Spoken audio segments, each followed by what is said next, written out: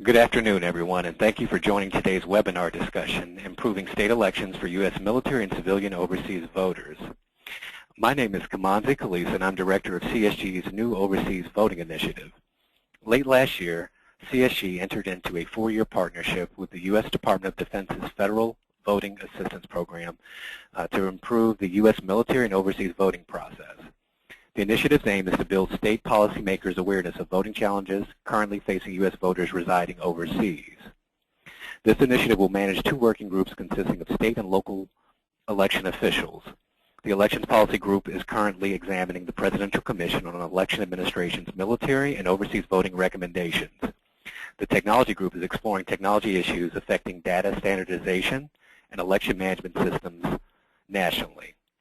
Previously, I worked for the Georgia Secretary of State in Atlanta, managing the Federal Help America Vote Act program and improving the election administration process there in Georgia.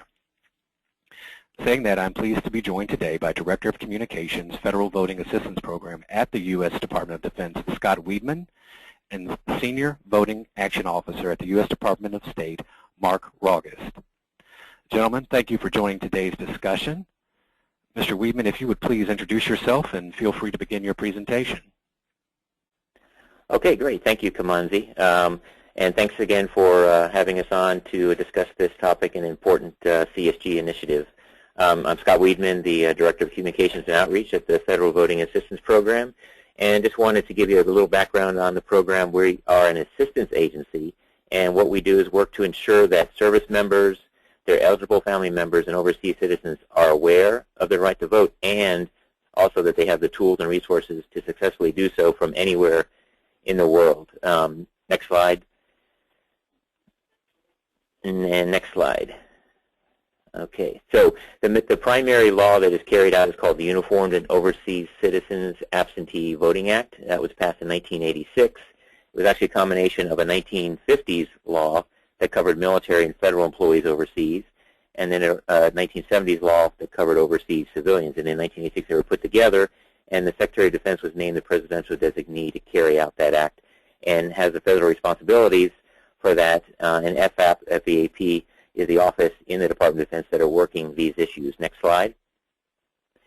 And you saw some numbers up there as far as the overseas citizens. I think Mark will address a little bit of that in his presentation after I'm completed here. Since 1986, there have been several amendments to the Uniform and Overseas Citizens Absentee Voting Act. The most major one was in 2009, which really brought the Paper Act from 1986 up into the electronic age, recognizing the fact that email is something that's available to most citizens around the world. And it did codify many of the FAP initiatives that we were currently doing at the time and are still doing now. For the states, it required for the first time a actually ballot mailing deadline of 45 days prior to any election for federal office, and additionally required upon the citizen's request for that blank ballot to be delivered in the electronic method.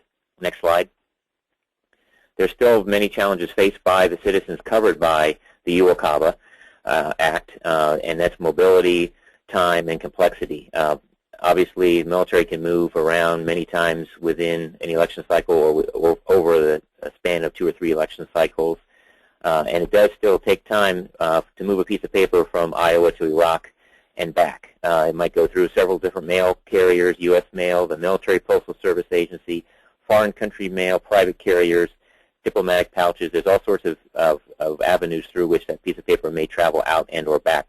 So the fact that Congress recognized that getting the blank ballot out to those voters through electronic means has been a great advantage to those voters, because they have that entire, up to at least that entire 45-day transit time for voting their ballot and getting it back, instead of having to worry about it getting to them during that time as well. And the last piece of the challenges is complexity, and that's it comes down to the fact that in the United States, the states run elections as opposed to other countries where there may be federally operating elections, and there's 55 sets of rules, deadlines, and as well how the various forms are treated when they are received from this unique set of voters. Next slide. The basic process is relatively easy. It's register request a ballot using one of our forms, the federal postcard application form, sign it, and send it into that local election official, who then sends the ballot back to the voter, and then the voter will vote that ballot and send it back in. There are some states that have various obstacles that can come in the way for military and overseas voters, and each time there's a hurdle that's faced, you're going to have some percentage of voters that will drop off. If a county sends out 100 ballots, 10 might be dropped off because they never get their ballot. 10 might drop off because there's a witness requirement, wherever it may be. What we want to be sure is that if a voter decides that they want to vote, the reason that their vote ultimately may not count is not because of the process, but because they decided they didn't want to vote. So we want to make sure that if they want to vote, they're able to and do that successfully from wherever they're located. Next slide. We publish several outreach materials, a voting assistance guide, which is a compendium of the 55 state rules and regulations and deadlines. What we do in that guidebook, as well as on our website and through our automated assistance that we have online for people to fill out the forms, is to make that information as easy to find and in a layout that helps the voter to easily pinpoint exactly what they need so they can vote in their state.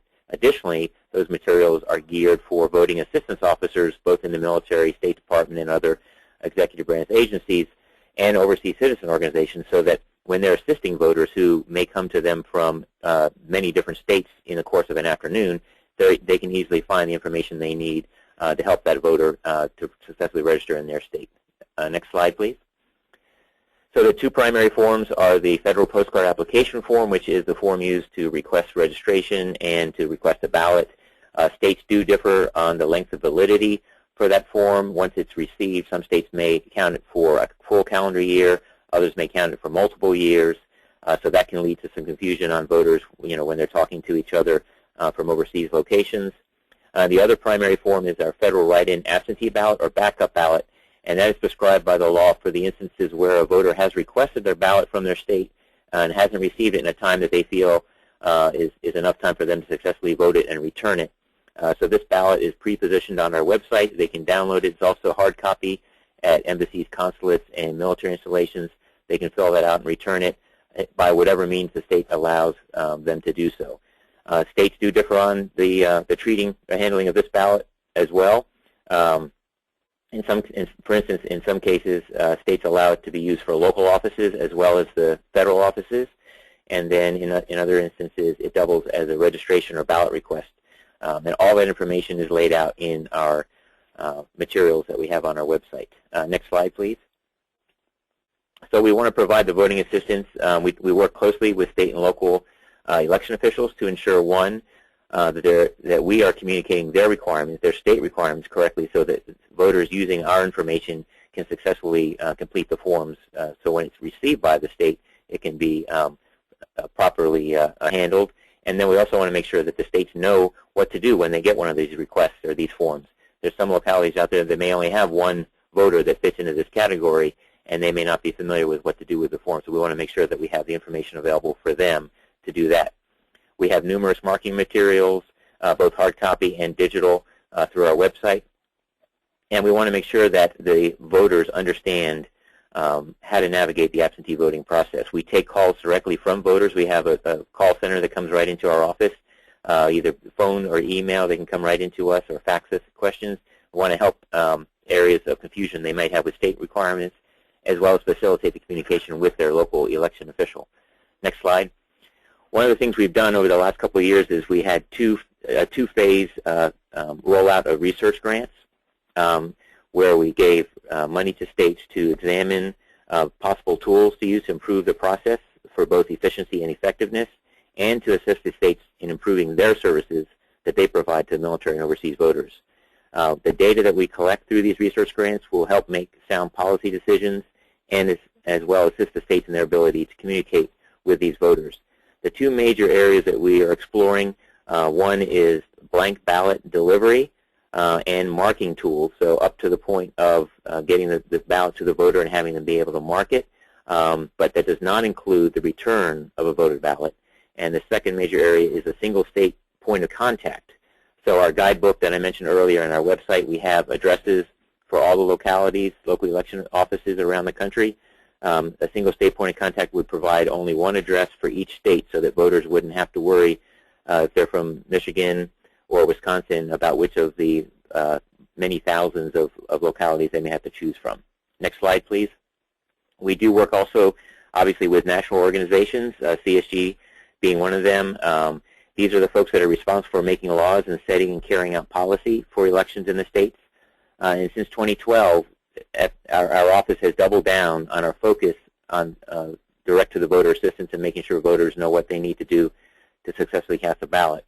And our relationships with CSG and National Association of Secretaries of State and the National Association of State Election Directors has really helped us reach the leaders and get out the message, a clear message of FAP's role and focus.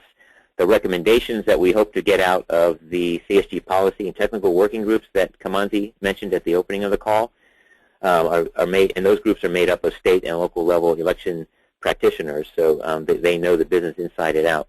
We hope that these recommendations are going to be small in scope, actionable, and targeted so that we have the greatest impact on the continuing improvement of the voting process for military and overseas voters. Next slide, please. For those of you who may want a little more background information and get more in depth to it, or for your staffers, we have a 30-minute election official training module available on our website, and that's recommended for anyone else to get a little bit more in depth into our program. Or if you're looking at legislation or looking at some policy guidelines, this will give you a good background for anyone who maybe missed this webinar and wanted some more information. Next slide. Our website, I mentioned many of the resources we have already on our website. Next slide, please. And many of the things are fact sheets, brochures, posters. We have a lot of language out there that handles some of the myths, some of the issues with spouses and overseas citizens that are unique to those groups.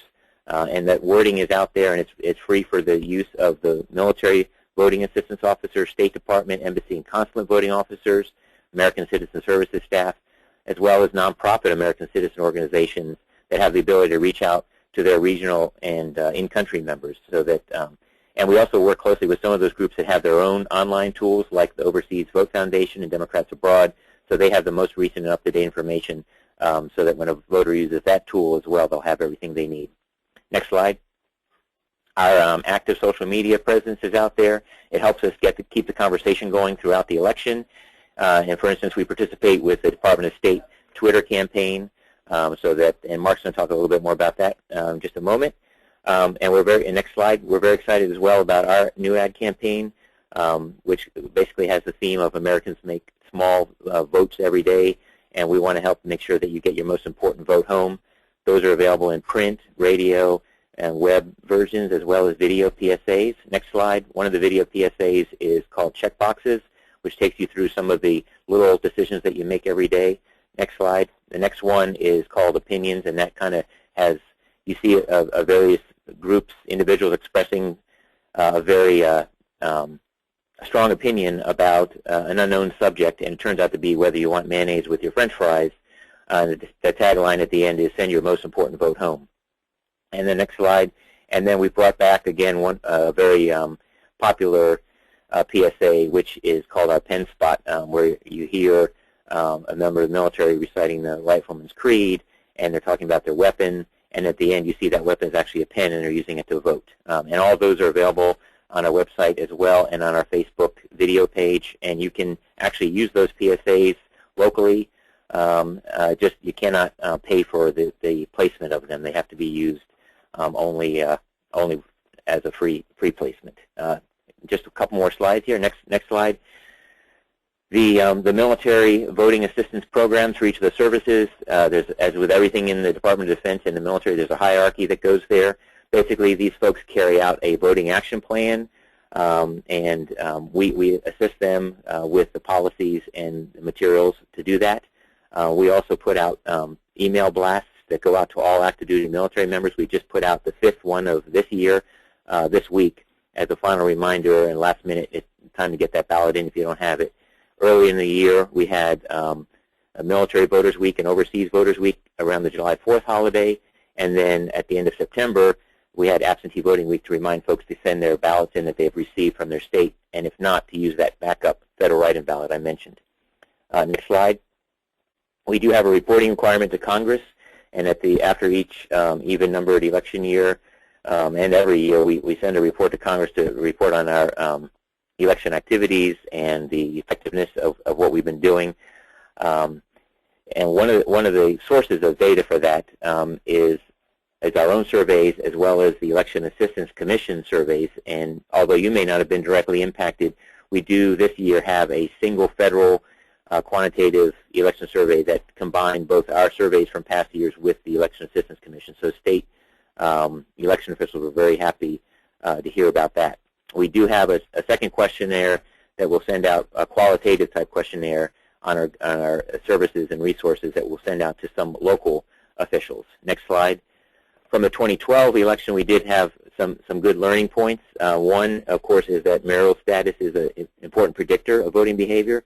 So meaning that if you are married, you're more likely to vote. And we're going to leverage our military spouse community as an important resource to help get the message out to both each other and to the military members themselves. Second, we found out that service members who did use one of the voting assistance resources as provided by the Federal Voting Assistance Program were more likely to return their ballots. However, we found out that there was not as full and complete awareness of those resources as we would like. So that tied into us putting out some of the outreach materials, the ad campaign, and social media efforts that I already discussed. Finally, we also found out that the active duty military population is more likely to register and to vote than the civilian voting age population, with the members of that civilian voting age population with similar characteristics. Where we still have some problems that we want to explore, where the administrative procedural differences in and across states and counties may lead to voter failure or voters having trouble successfully casting a ballot, and looking at some of the behavioral and attitudinal differences as well between active duty military and the civilian voting age population. An example of that would be voluntary versus involuntary moves. So that's what I've got. Oh, that was the last slide is the last one I've got. So thank you, and I'll turn the table over for Mark August, and then we'll be open for questions. Thank you. Mr. August, if you could please introduce yourself and feel free to begin your presentation. Next slide, please. Or one after this. Hello, everyone. My name is Mark August. Sorry, one back.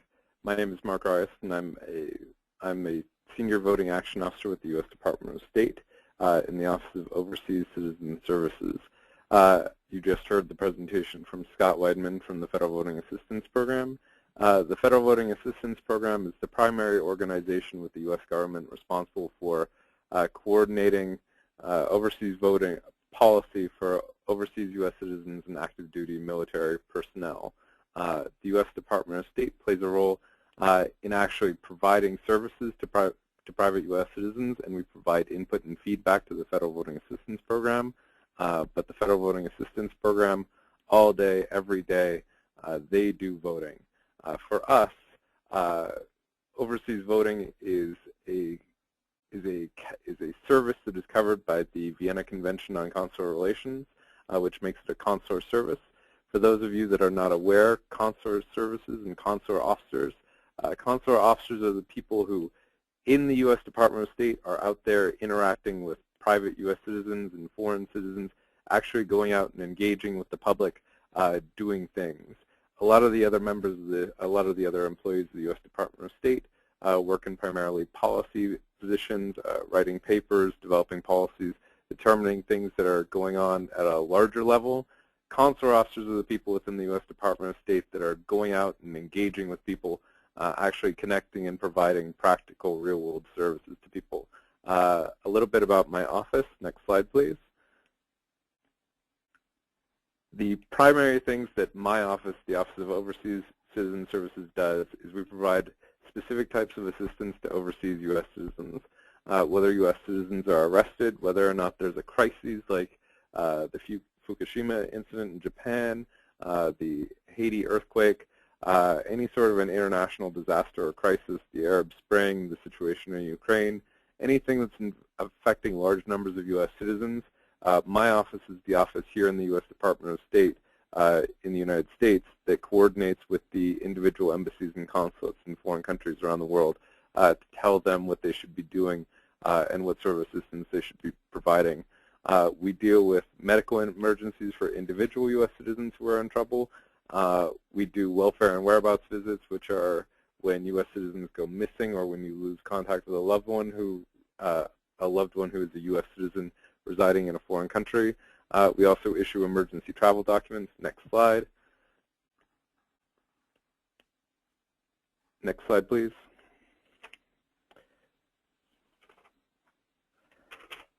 We also deal with the deaths of U.S. citizens and U.S. citizens that have passed away or in emergency in foreign countries. We deal with victims of crime or terrorism in foreign countries. So my office was the office that was coordinating our response with the Federal Bureau of Investigations and host country law enforcement during the attack on the Kenya Mall last year. When there was the bombings in the London trail system and in Barcelona, those were also our office. When U.S. citizens are kidnapped in foreign countries, we are coordinating with the family members, the embassy and the consulate, and other law enforcement entities. And we also deal with U.S. citizens who are destitute in foreign countries. So that is what my office does the majority of the time. Those are the various types of consular issues that the Office of Overseas Citizen Services, American Citizen Services deals with. We are also because overseas voting is a consular service, we're also responsible for providing overseas voting assistance. Next slide, please. Sorry, I missed one thing. We also provide safety and security information to private U.S. citizens, and that comes in various forms through our consular information program. Most of our consular information program products are available on travel.state.gov. This includes country-specific information, which is anything from what sort of travel documents are necessary to enter a specific country, to what sort of crime is prevalent in that country, to whether or not roads and airlines are safe. Then we get into travel warnings and travel alerts, and then also messages for U.S. citizens, which are in response to immediate situations that are going on in a country that U.S. citizens might want to avoid. If we want somebody to avoid an entire country, then that would be in the form of a travel warning or travel alert. Next slide, please. Now, since voting is one of our services, we are the people that, when you're a private U.S. citizen in a foreign country, we are who you go to for assistance if you need assistance. And our objective when it comes to providing assistance to overseas U.S. citizens is to help allow as many of them to vote as possible, successfully and as quickly and as easily as possible.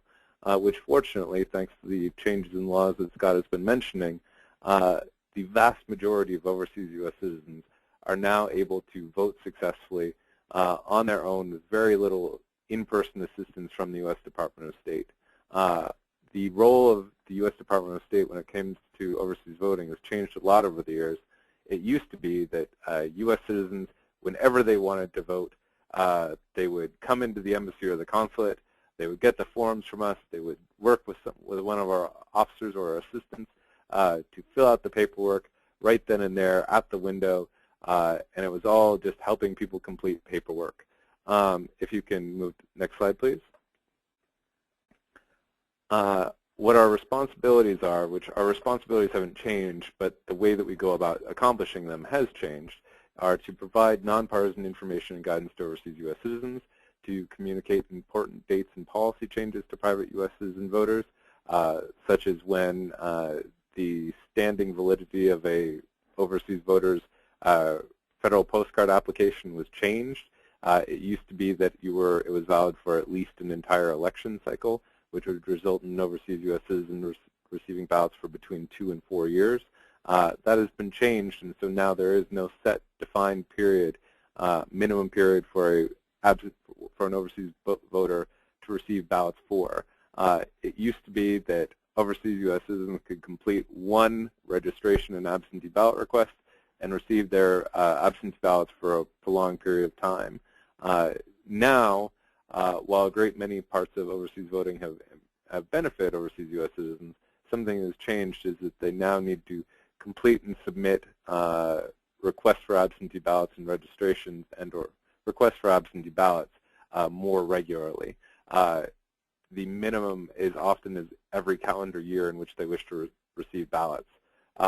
We also provide access to forms and emergency ballots to any U.S. citizen that requires one, and any overseas U.S. citizen who wishes it can come to any U.S. embassy or consulate with the consular section and drop off their their registration, their absentee ballot request, or their voted ballot, or any other type of election material, and we will transport that election material back to the United States for that overseas U.S. citizen free of charge via either our diplomatic pouch, our diplomatic post office, our Army post office, or whatever other means of transporting mail and materials to the United States is most expeditious from that specific country.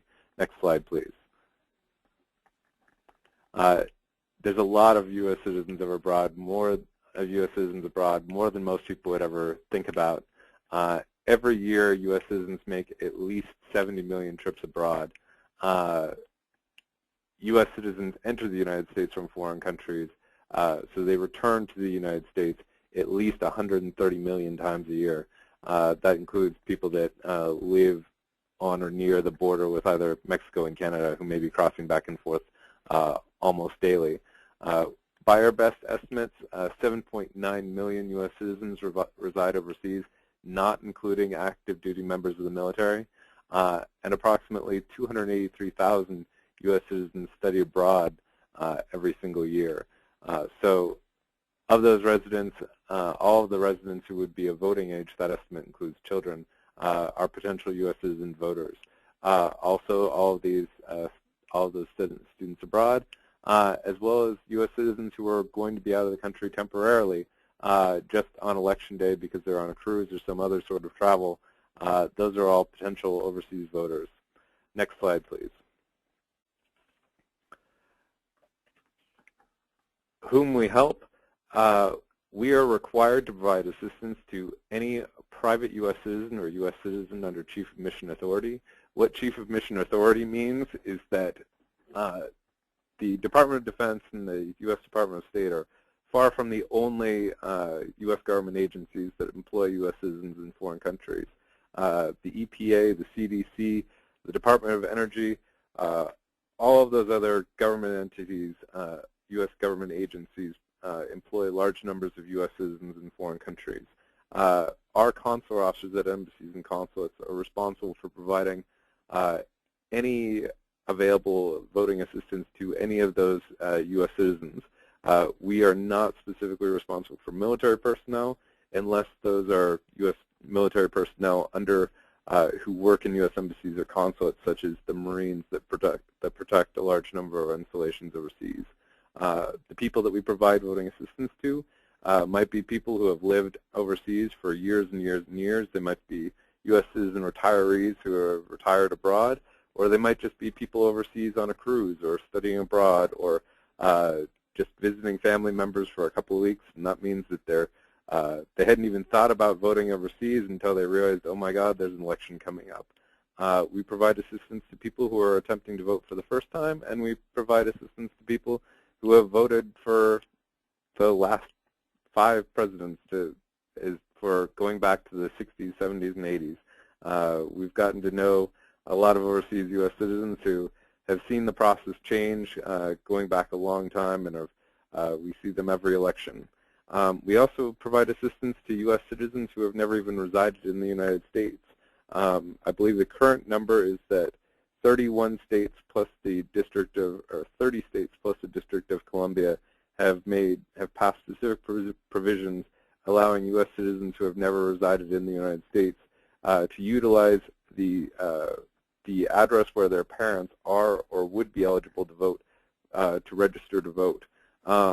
These are a population of U.S. citizens that until states passed these specific laws were U.S. citizens, but there was no mechanism under U.S. law to register them to vote because they had never resided in a specific congressional district. So there was no way to assign them and apportion their representation equitably.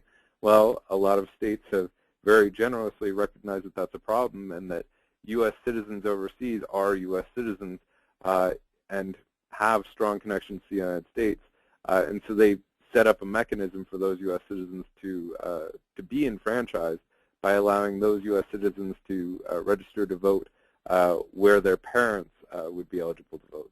Next slide, please.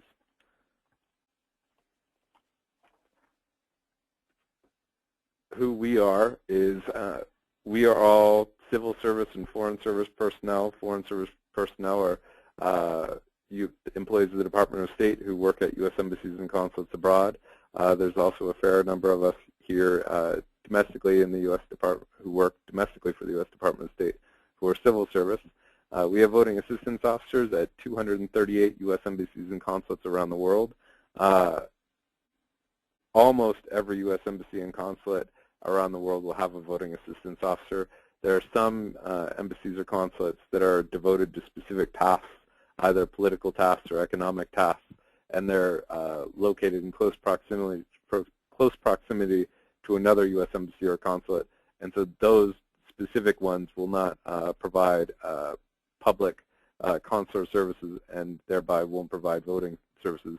But 238 locations around the world, U.S. citizens can go in during public hours and get assistance voting. Each embassy and consulate with a consular section has at least 2 employees to provide voting assistance. We require at least 1 U.S. citizen foreign service officer to be the voting assistance officer at that post, and they're always assisted by a local election by a locally employed staff member. The reason why we employ this model is because foreign service officers are U.S. citizens and they are in a position to make decisions and provide assistance to people, but locally employed staff are people that work in this country for a prolonged period of time and have been providing voting assistance for multiple election cycles and have lots of experience and have seen everything that you could possibly see when it comes to voting assistance problems around the world. So that's the minimum staff members that we have at each embassy and consulate. Currently at this time we have 983 voting assistance officers and locally engaged staff who provide at least occasional voting assistance. Next slide, please. So some challenges that we face when it comes to providing voting assistance to overseas U.S. citizens are identifying and communicating with private U.S. citizens. At any given time, we'll have around 5 million U.S. citizens registered with the U.S. Department of State.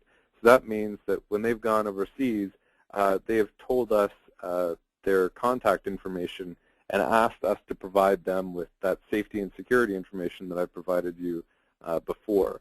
Those are the only people that we have direct communication for. I'm not sure if it's still processing, but next slide, please.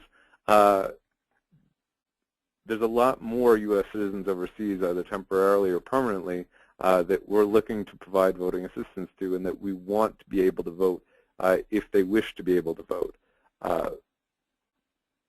That's the right slide.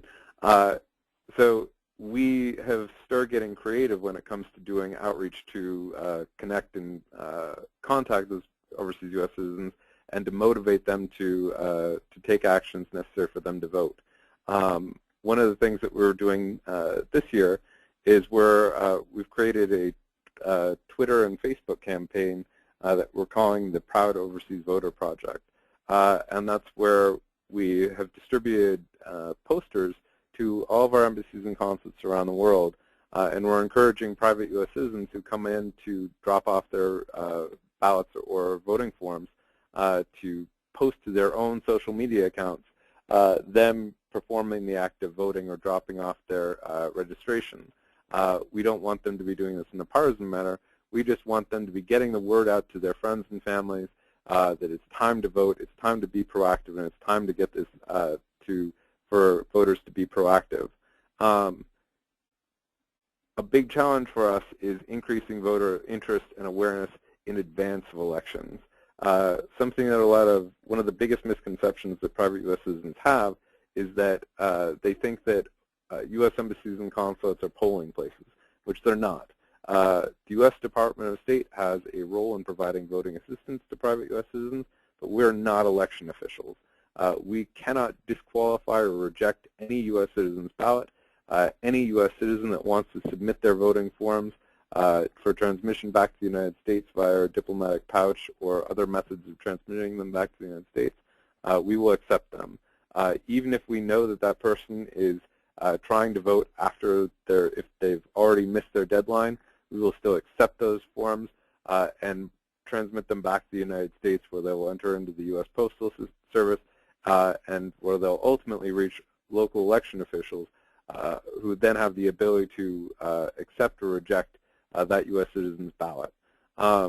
So since lots of U.S. citizens are under this mindset that they can come in on Election Day and vote, we do our best to reach out to all U.S. citizens, not just those that have chosen to register with us, to get them motivated to be taking steps proactively, to be beginning as early as a year out from the election to be submitting their absentee ballot requests and registrations so that they're prepared and so that they receive their absentee ballots electronically 45 full days before the election, which would allow plenty of time for their absentee ballot to reach their local election officials in time for their deadline and to be counted successfully. Oftentimes, U.S. citizens won't appreciate how long it takes international mail and even our diplomatic pouch to transit back and forth between the U.S. and foreign countries.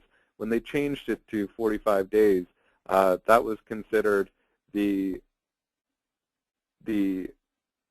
45 days is hopefully enough time for a blank ballot to be sent from a U.S. election official to a private U.S. citizen via international mail in a foreign country, for that U.S. citizen to vote that ballot and then turn it around and send it back to the local election officials via international mail. International mail can take at least 2, if not 3 to 4 weeks from some locations.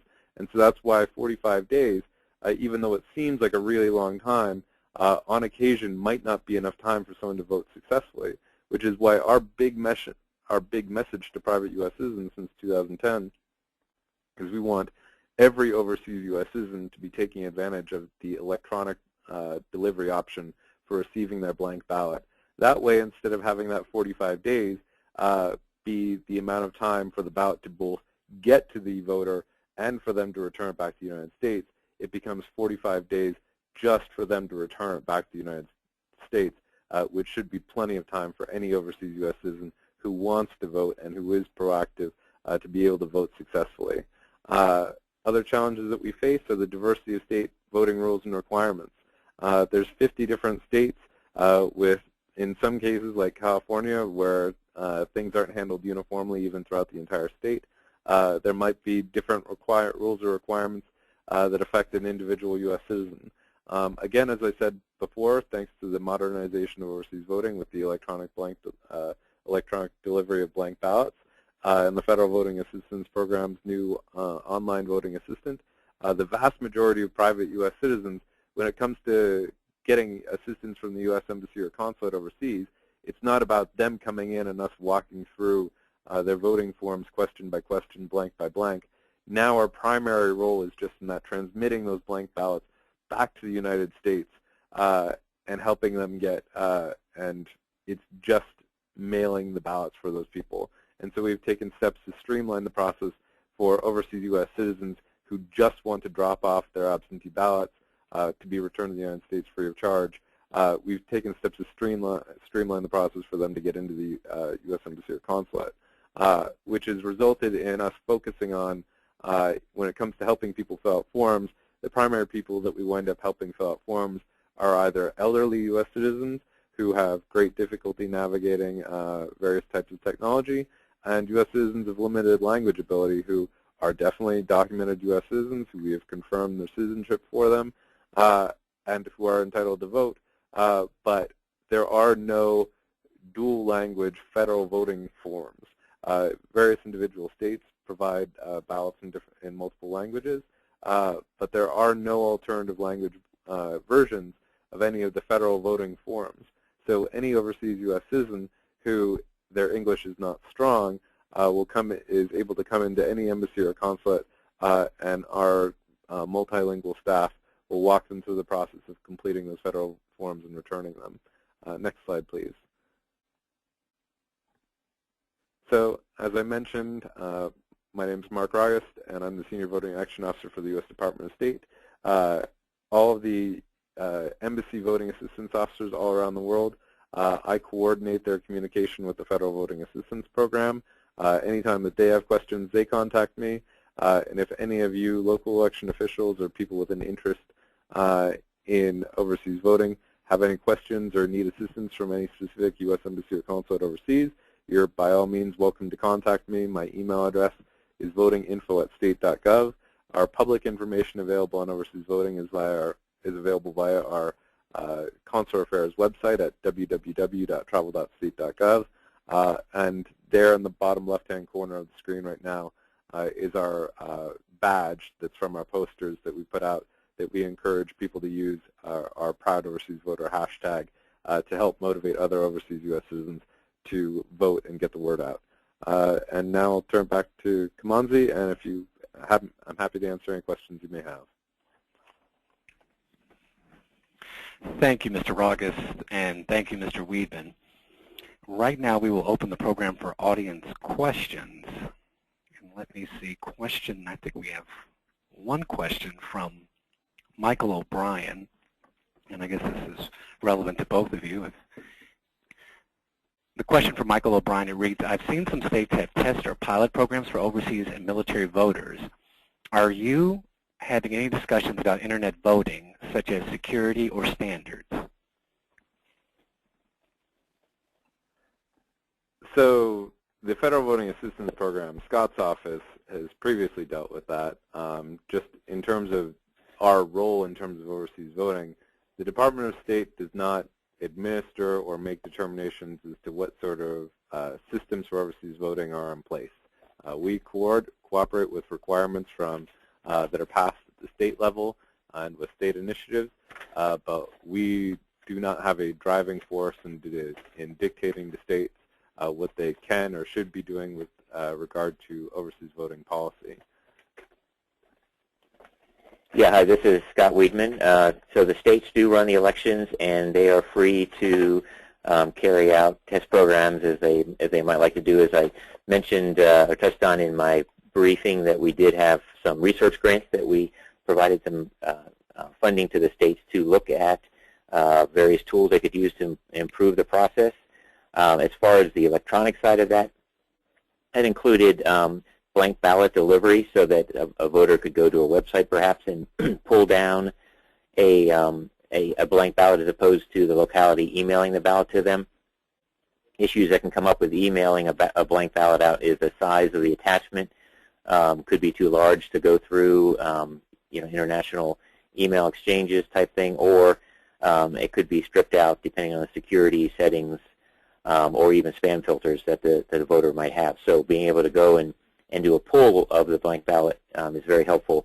In addition, some states have looked at marking tools, so the ability for the voter to actually see the choices and make their selections on their computer screen prior to printing the ballot out. So they'll make the selections, print the ballot out, and they'll be able to see the hard copy paper with their choices, and then it'll have the instructions on how to signify that they are, attest that they are who they say they are, and sign that, and then put it in an envelope and transmit it back, either by mail or whatever other method the state may have. But it's very explicit in the grants that we did provide that the federal money was not to be used for a system that would include the return of a voted ballot at this time. Right at this time, the Department of Defense is neither for or against internet voting. We are awaiting some standards to come from the EAC and the National Institute of Standards and Technology on standards for a absentee voting internet type system that we could look at, and a pilot that we could field, which is based on the current federal requirement to do that. Okay, thank you both for those answers. As of right now, I don't see any additional questions from the audience. So saying that, I have a few questions that I've prepared, and wanted to get your take. And again, this is open to both of you, so I welcome you guys to respond. What factors do you both attribute to the disparity between stateside and overseas voting participation rates? I know in some elections we've heard that I think there have been some sources, there might have been some rumors, and hoping that everyone can that you guys can clear it up, that in certain maybe presidential election or midterm elections that there's probably stronger participation rates for stateside voters as opposed to registered U.S. military and overseas voters. What factors, so just cleaning that up, is that a fact in some elections? And if it is, what factors do you attribute to the disparity there? Well, certainly we have done some comparisons between the active duty military population and the civilian voting age population. We are not able to really do a comparison with the overseas citizens because we don't have a real good exact number of how many are there, so we don't have that denominator to test against or to do stats against. But some of the differences are, of course, mobility, and that relates to registration and voting. The states have, as we have discussed, that the states have different administrative and procedural policies, both across states and even sometimes within a state, the way certain counties might handle ballots or the requests for ballots. And then, of course, it's just the individuals and the makeup of the population. The military voters are skew much younger and more male. Both populations in the general population are harder to reach and may have a lower voting percentages as well. That being said, when we do a comparison between the two, and we have to note that the sources of data for the two groups are from very different survey instruments. But when we do that and we do some weighting for the similar characteristics, we show that the active duty military population is more likely to register to vote and to vote compared to members of the civilian voting age population with similar characteristics.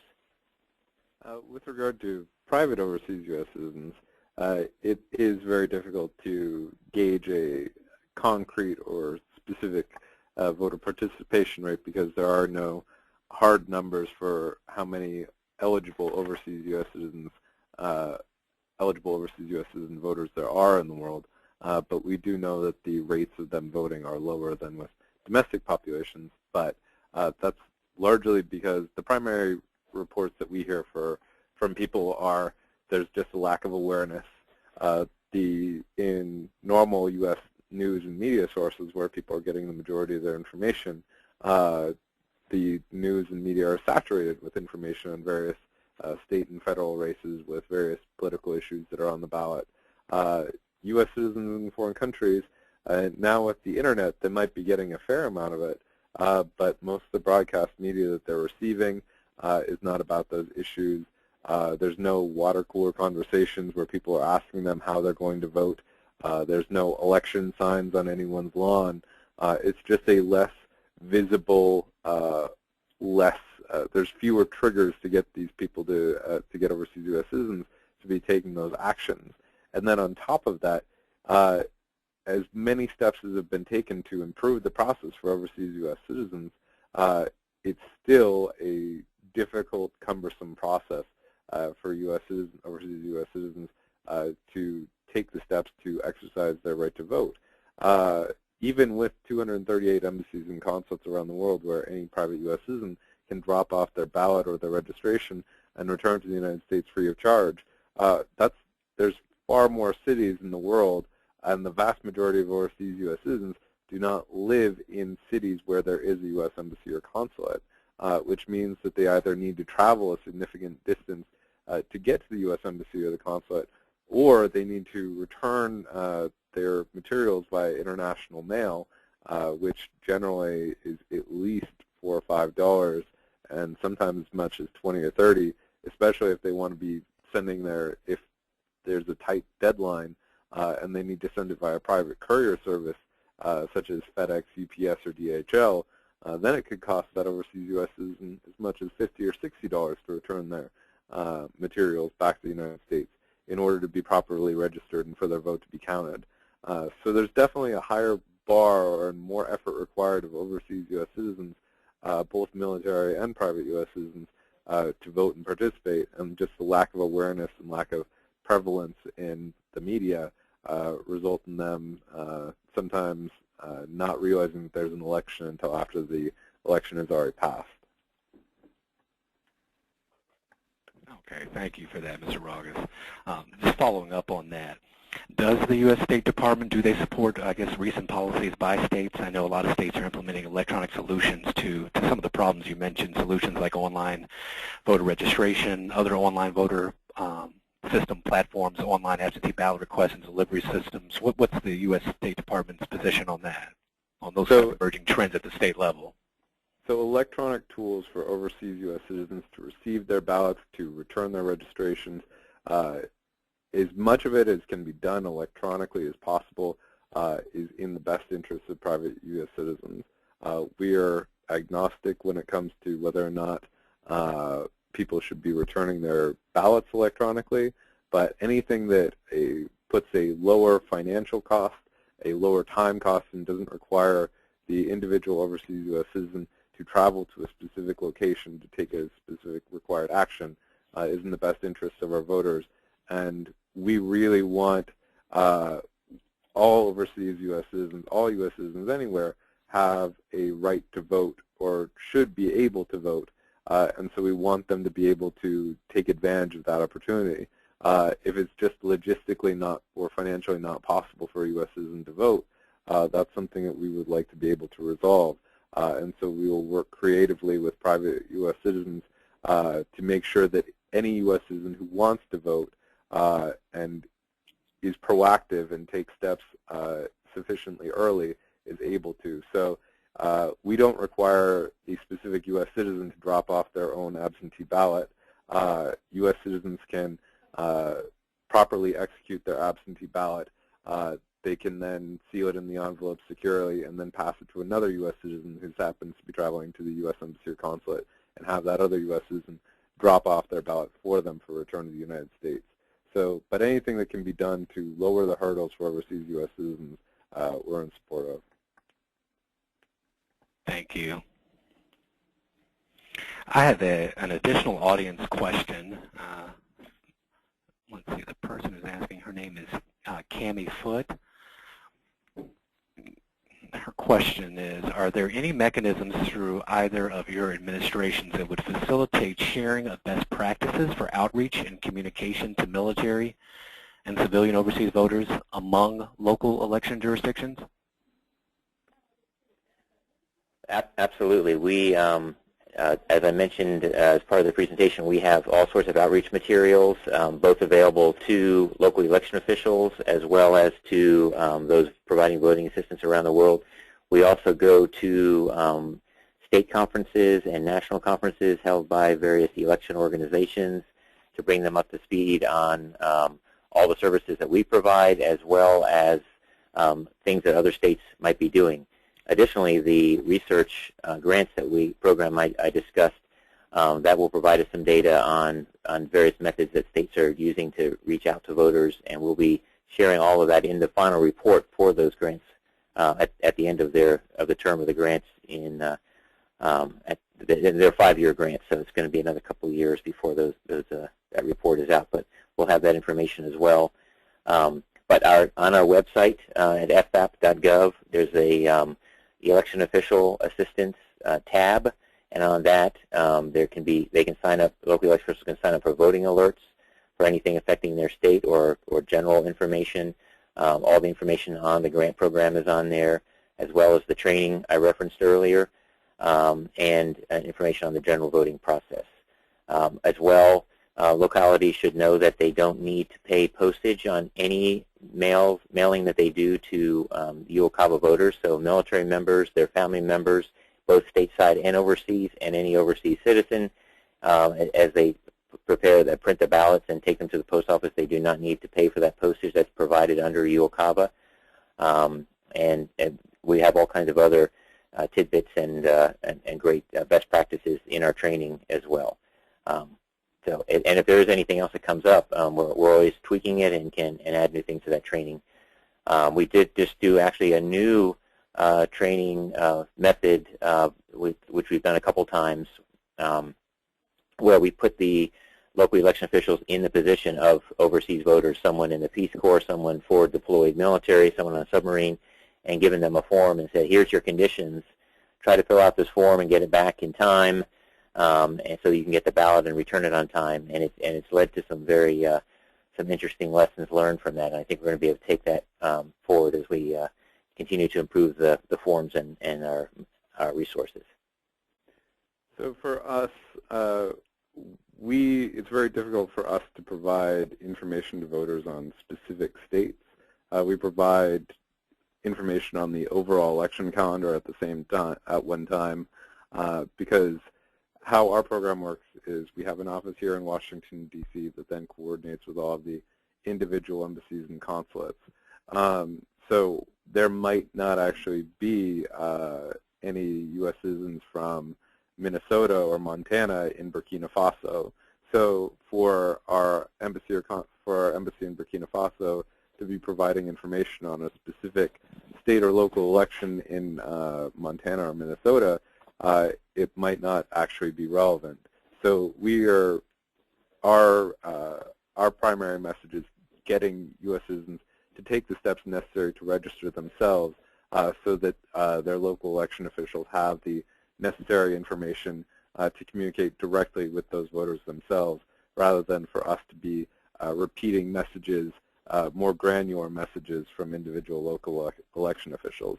So we want our overseas U.S. citizens to be informed of the overall process, what we call the lowest common denominator information, what any U.S. citizen from any state can do to make sure that they receive their ballots and information successfully and with enough time to return them to the local election officials. Great. We are almost approaching the 1 hour mark. I have one quick final question for both of you. Just curious to get the #1 issue or concern that you would like to inform state policymakers and CSG members concerning, I guess, the current and contemporary U.S. overseas voting process. I guess speaking from both of your perspectives, civilian and military, what's the #1 issue or concern that you would want people to go away with and you would like to communicate this afternoon? I would say, go ahead, Mark. Scott. No, I would just say the time, allowing enough time for the return of the voted ballot by the state's deadline. Some states have the close of polls on election day as their deadline, and other states have a rolling deadline depending on the close of polls and when they complete their certification and canvassing of their ballots. Anything that allows a greater period of time for that ballot to travel back is a plus. And I would say making sure that all election officials in a state are trained and informed on dealing with absentee ballot requests and ballots from overseas and military voters.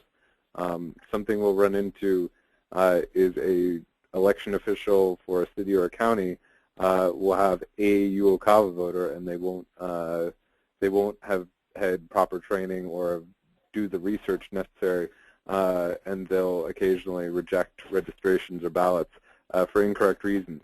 And if it's a registration, then that's just a headache for that overseas U.S. citizen that might result in them coming back to our embassy or consulate multiple times and multiple conversations between them and us and the Federal Voting Assistance Program and the local election official.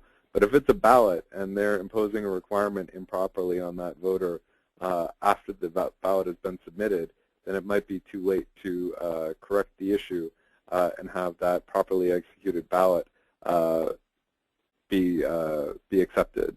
So that local election official might incorrectly impose requirements that are required for normal absentee voters, but that don't apply to overseas U.S. citizens or active duty military. So making sure that there's consistent training to all jurisdictions is really important. Duly noted. Thank you both very much. This has been an overseas voting policy discussion with Scott Weidman and Mark Rogest. Thank you all for joining us today, and see you next time.